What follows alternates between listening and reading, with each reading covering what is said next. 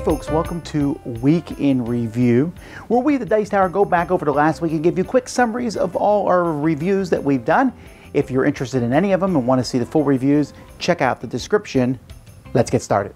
Hey everybody, Z Garcia here. Last week I reviewed 4 games. I reviewed Dreams, which is one of those games in which everyone knows something but one player, and everyone's trying to figure out who the faker is, and the fake player is trying to figure out what the real piece of information is. In this one, you're putting together a constellation, and everyone knows the constellation, which picture it's based on, except one player who's trying to figure out the real answer.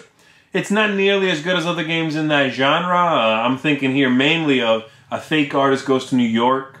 It's got a little bit of Dixit in it, but it's not as interesting. It is not as finished.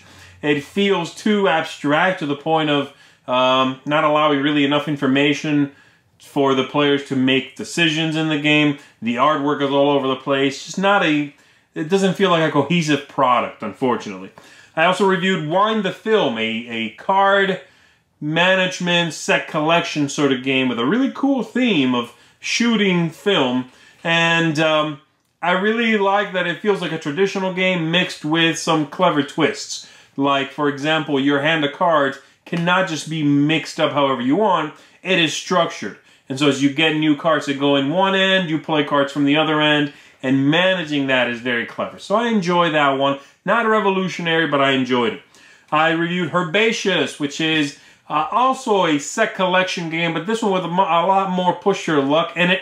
You're flipping over cards, waiting until the right time to then take some of the herbs and pot them in front of you. And when you do it is clever and interesting. The game is a very relaxing game. It's sort of was my big takeaway from it. It's a great after dinner game, something when you want to just take it easy, sip on a drink or something, and relax with some company. Very much enjoyed it. And then lastly, I reviewed When I Dream, which is not Dreams, When I Dream. This one is a party game, a much more traditional party game, but really fun.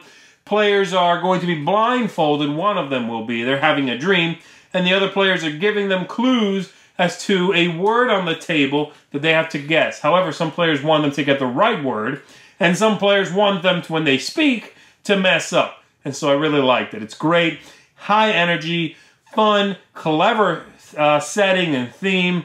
Very much enjoy that one, and I would recommend it. That's it for me. I will see you next time. Hey folks, welcome back to another Week in Review. This week I did 6 videos for you, and one of them was Throat Punch Lunch.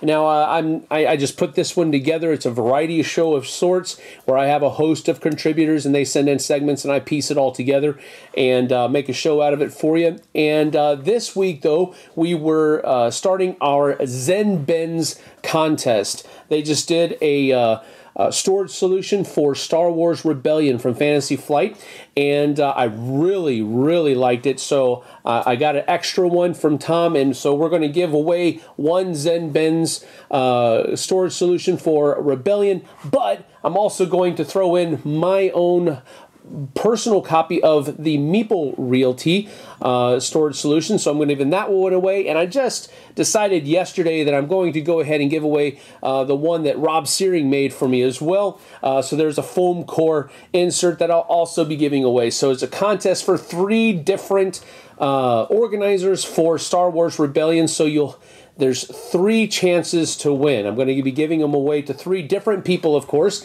and how you enter that contest is in the video, so go ahead and go watch that and check it out. The rest of the show is pretty good too. So that's Throat Punch Lunch. Then I also did 4 of my informational videos for the different blister packs that are coming out for Star Wars Imperial Assault.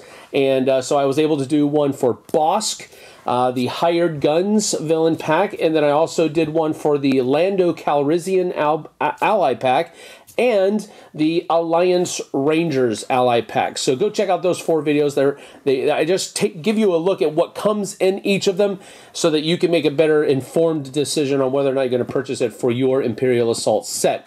And then finally, I did a review for Far East War 1592, a really neat game that I enjoyed a lot, actually. I enjoy its simplicity, but behind that simplicity is a pretty thinky deep strategic game. So I really enjoyed it a lot. Go check out that review. And then we're also going to be doing a live playthrough of that on Tuesday at I think 2 o'clock is when we have it scheduled. So join us for that one as well so you can see it in action. But that's it for me. We'll see you guys on the flip side. Dice Tower, this is Brian Drake with the latest retro. So this week in review, I took a look at 2 things.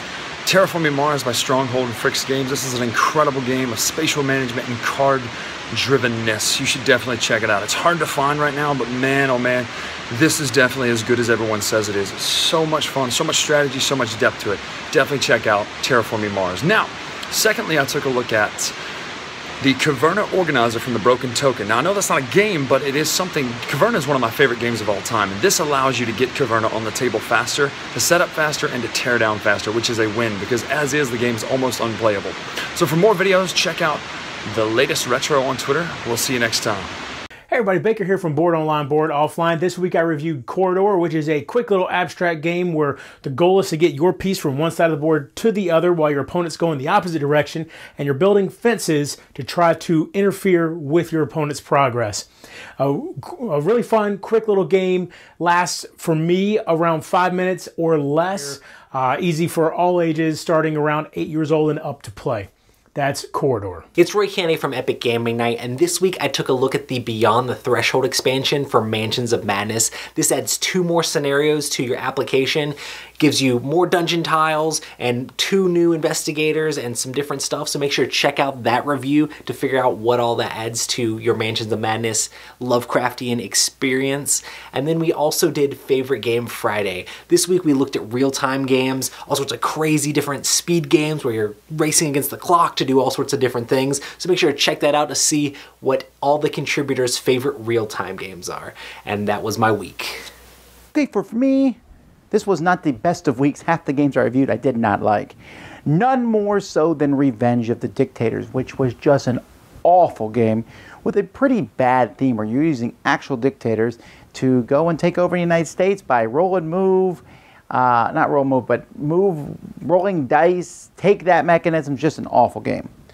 Dragonstone Mine was not that much better. It's a game where you're putting gems on little sticks, which sounds like a cool idea, but the game is just extremely random. Some gems are much better than others. You might as well just pull a gem out and see who wins based on the gem pulled out.